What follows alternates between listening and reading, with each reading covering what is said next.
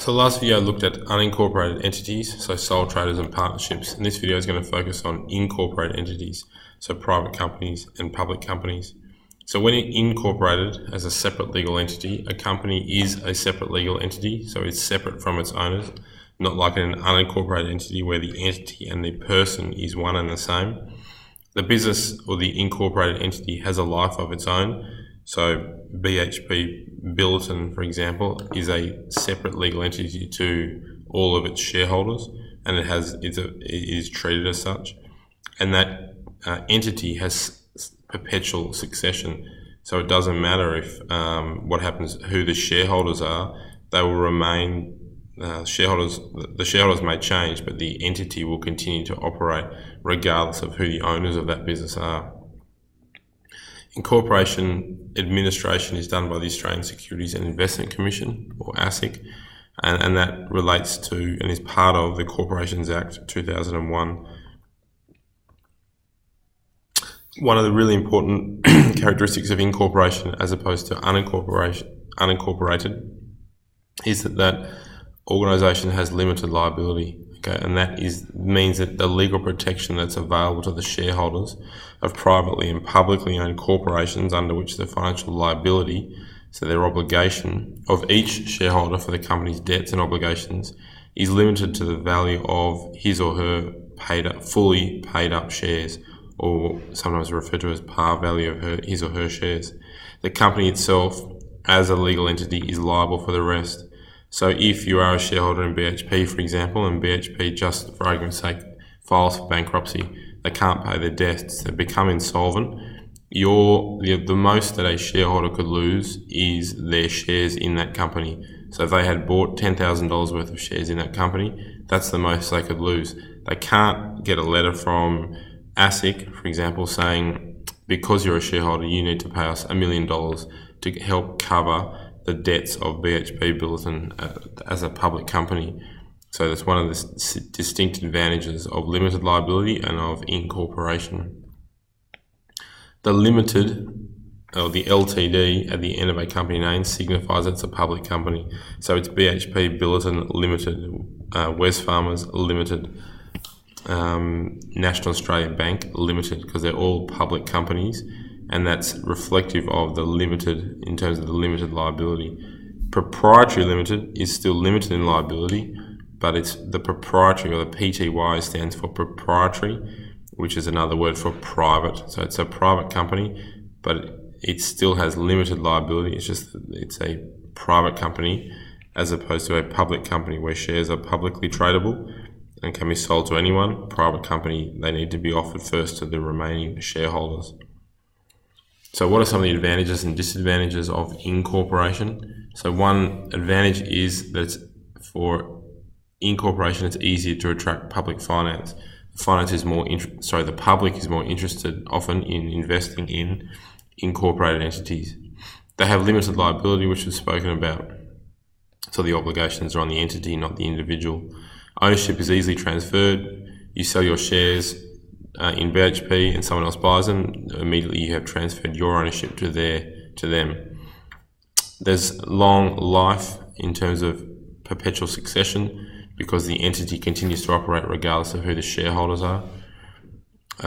Public companies in particular, but private ones also, generally have experienced management and a board of directors, which adds another layer of expertise to the business. It's easy to spread the risk out because the risk is held by the company, not by the individual. They pay the company rate of tax, which is 30%, as opposed to the progressive rate of income tax that individuals pay.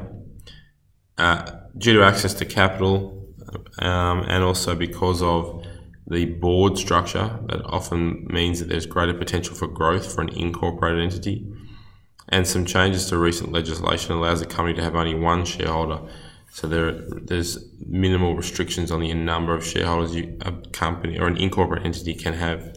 There are disadvantages though. It does cost more to form, and there are more obligations from an accounting perspective.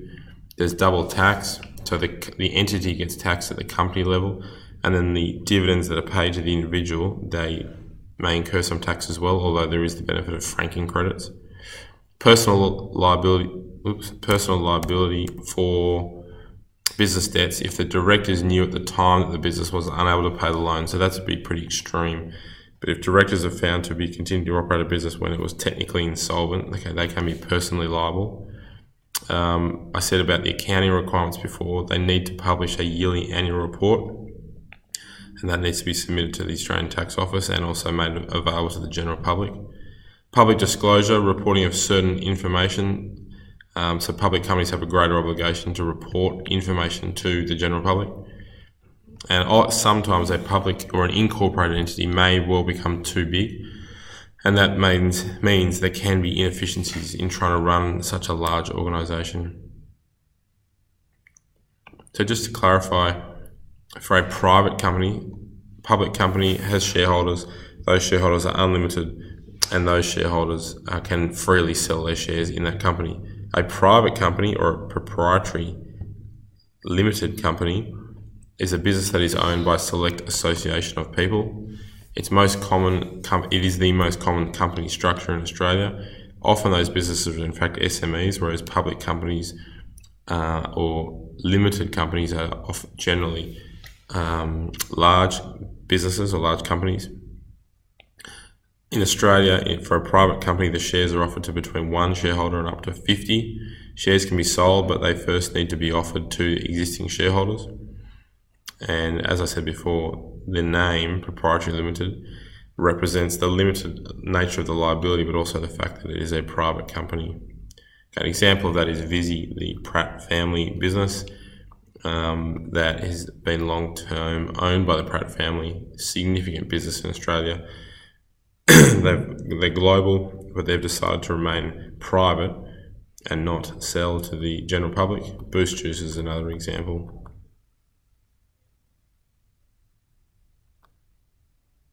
Whereas a public company must have at least one shareholder.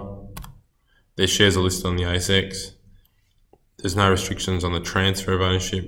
They must issue a prospectus when selling shares for the first time.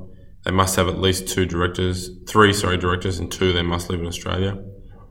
It's got limited after its name, which has already been mentioned, and they must provide their audited financial accounts. So audited means it's been signed off by an accounting firm who's external to that organisation and verify that those accounts are in fact accurate. An example would be Telstra.